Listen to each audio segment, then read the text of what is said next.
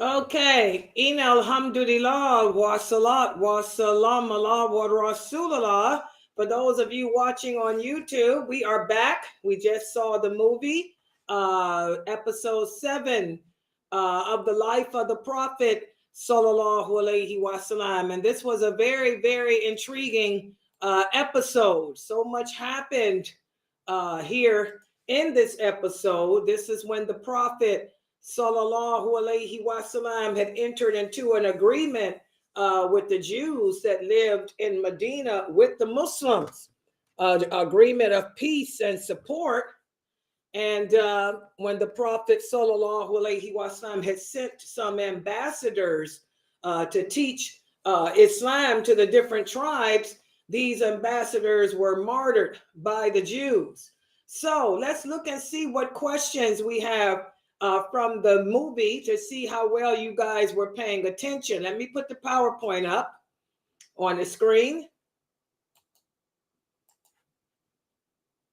And inshallah, everyone can see. This was known as the treachery of the tribe of Nadir. The treachery of the tribe of Nadir. What did the tribe of Nadir do that was so bad? Did they kill the men sent for dawah? Or did they steal the Muslims' property? Or did they refuse to come to prayer? Brother Corday, go ahead. They killed the men sent for dawah. Does everybody agree? Yes. MashaAllah, good job. That's exactly what happened. They sent the men they killed the men that were sent for dawah. Let's look at the next question.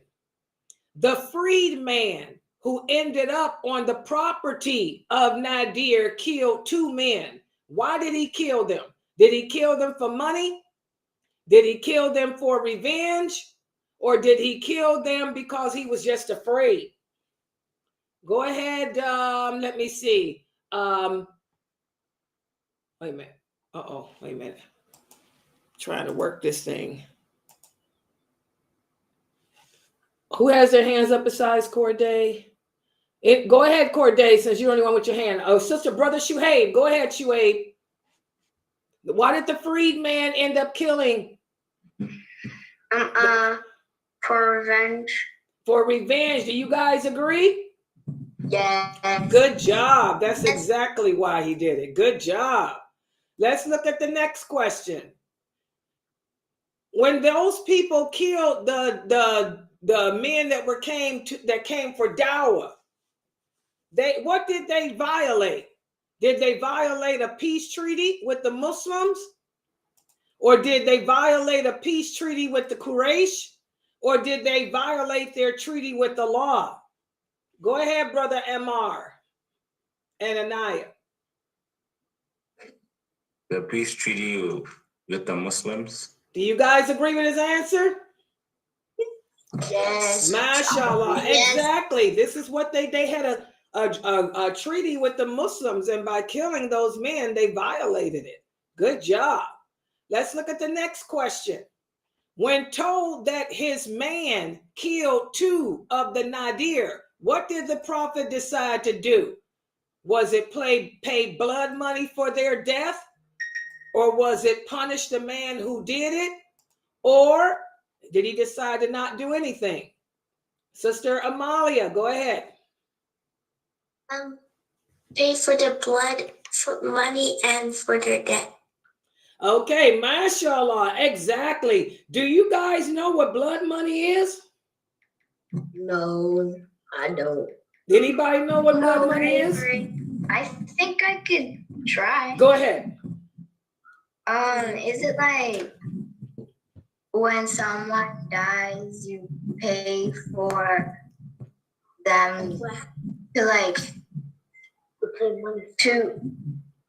to put them in the ground and to wash them and to do that? That was a good guess, but no, blood money is whenever you take the life of another human being.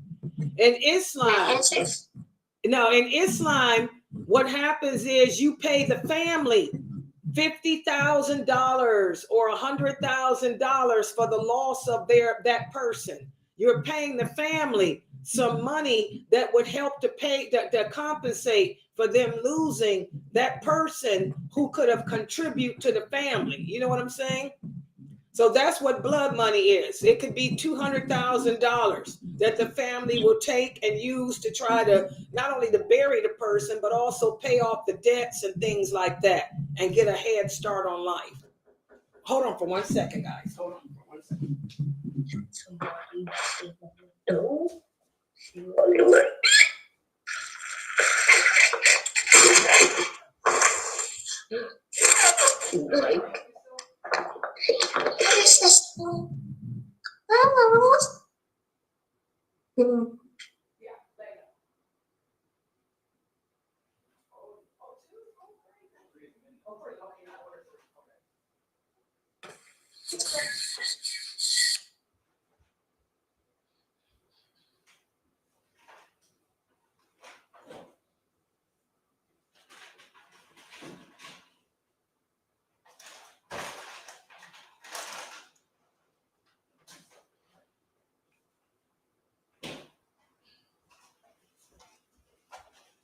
Okay, I'm sorry, my door. Yes, exactly. So like if somebody gets in a car accident or something and they get killed, you kill them unintentionally, you'll pay, that's part of the restitution. You'll pay the family for the loss of that person. So that's what the blood money is. So when this man said that he killed two of the men who the prophet had a treaty with of peace, the prophet said, well, we have to pay the blood money for them because we were at peace with them, you know. So this is what the prophet had agreed to do. Let's look at the next question. But when the prophet sallallahu alaihi wasallam decided to pay the blood money, he was reminded, he said, but oh prophet, they're the ones that broke the treaty because they're the ones that killed our dawah men.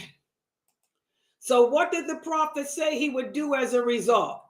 Was it have them pay half the blood money or nothing at all? Go ahead, Corday.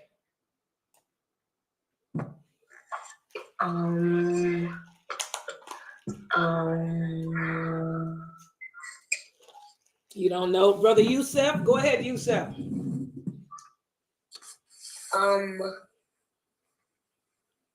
Do nothing. Okay, do you guys agree with Yusef's answer? No. Good job. The prophet said no. Since they broke the treaty, we're going to pay half the blood money and we're going to make them pay the other half. Okay, for breaking the treaty. So that's what the prophet decided to do. The Muslims are going to pay half the blood money because what this man did, but since they broke the treaty, they're going to pay the other half. And how did the tribe of Nadir respond? Did they agree or did they refuse to do it? Go ahead, Shuaib.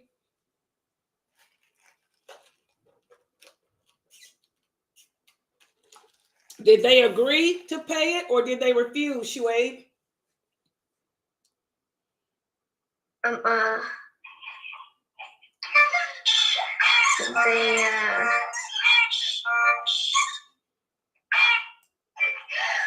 They refuse. Do you guys agree with his answer? Good. No. They are. Okay. Who was that said no? Me. Good job. They agreed to do it. They didn't refuse. They agreed to pay it. When the prophet sat down with their leaders and discussed it with them, they agreed that they would pay half of the blood money. But they ended up betraying the prophet. They lied. And we spoke today in our hadith about how, you know, Allah doesn't like bad character. We're supposed to love for our brothers what we love for ourselves. We don't want anybody lying to us, so we don't lie to them. Well, the Nadir broke that. They lied to the prophet and they betrayed him. How did they betray him? Was it by trying to drop a rock on him to kill him? Or did they kill the prophet or did they raid the Muslims? How did they betray him? Go ahead. Say what? What answer did she give? Anybody else? Go ahead.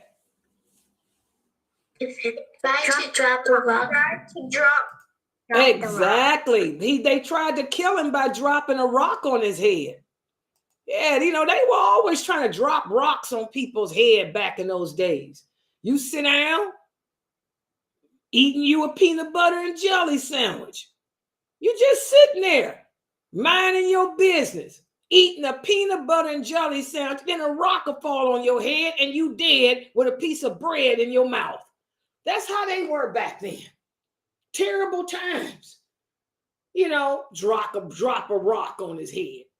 So what was the prophet's reaction when he realized that they had betrayed him again? Did he order them to leave Medina? Or did he forgive them? Or did he just do nothing? Go ahead, Amar. Amar and Anaya. Amalia. Mute the mic. Go ahead. Okay. What did he do? What was his reaction? Order them to leave. You guys agree? Did he order them to leave Medina? Yes. Exactly. That's what he did. He ordered them to leave. And that's just pathetic. You're going to drop a rock on somebody's head. Let me tell y'all something. Times were hard. Let's talk about it. We always complaining about how every time we leave the house and go to school, people sit next to you and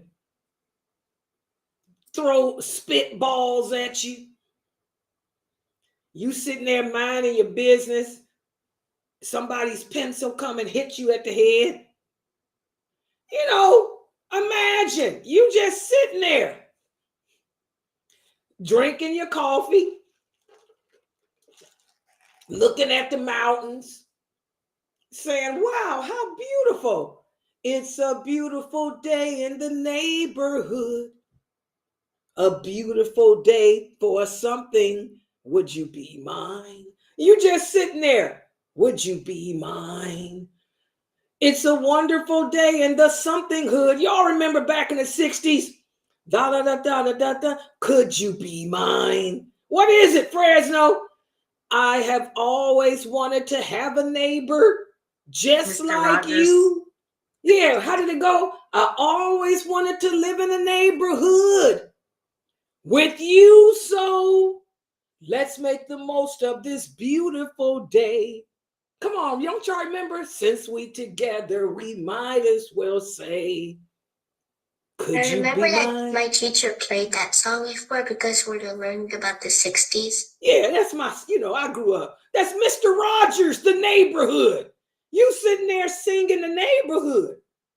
All of a sudden you say, beautiful day. Oh, and a rock hit you in the head. That's what they did I back know then. the Mr. Rogers guy. Yeah, I'm telling y'all, that's what they did back then.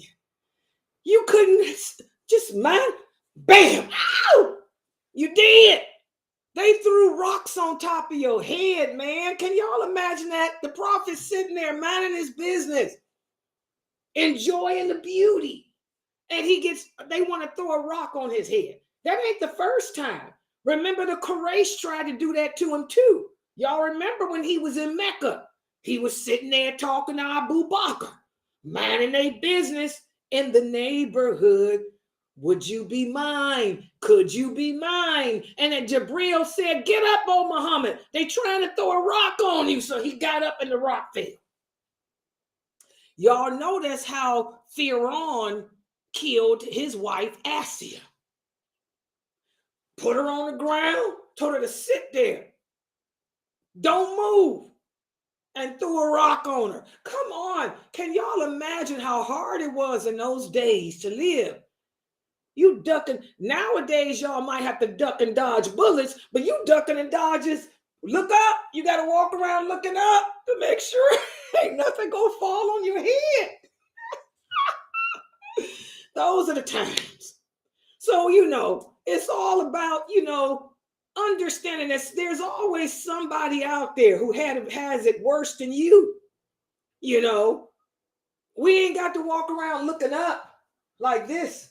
Just make sure we can sit down in the park without looking up to see if a rock getting ready to come on your head. They had it bad back in those days. So we should be thankful to Allah, that we don't have to worry about rocks falling on your head. Unless you live someplace where there's avalanches or something, avalanches of snow. All right, so I want to thank everybody for joining and participating in this session of our Sunnah Followers Kids program. I want y'all to know that this show is held every Sunday, okay? And we always do this hadith. Next week, we'll be doing hadith number 12 from the book, 55 hadiths on Islamic behavior. That'll be hadith number 12. So make sure you guys study it and prepare, and we'll do episode 8. We want to see what happens. The tribe of Nadir, they violated. Again, they betrayed the prophet. They lied. We're going to see what antics they came up with. The prophet evicted them, told them they had to leave Medina. Did they leave willingly? Or did they try to leave and pretend to be tough? Did they bring the rocks out to throw on people's head? We're going to find out next week, inshallah. So I want to thank everybody for joining. Make sure you guys are here for the 6 o'clock class, because we have the Walla Wal Badr class at 6. And we'll be discussing allegiance to how we show allegiance to each other. And there's going to be a quiz, and I want you all here to participate. So, subhanakallahumma wa bihamdika, ashhadu an la ilaha illa anta, astaghfiruka wa atubu ilayk. Assalamu alaikum, everybody. Bye. Bye. Bye. Bye.